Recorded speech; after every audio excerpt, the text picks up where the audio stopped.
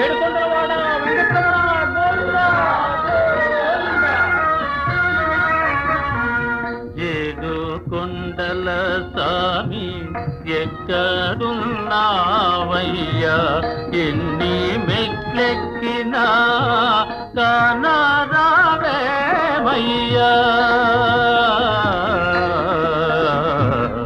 ఏడు కొండల స్వామి, ఏడు కొండల స్వామి.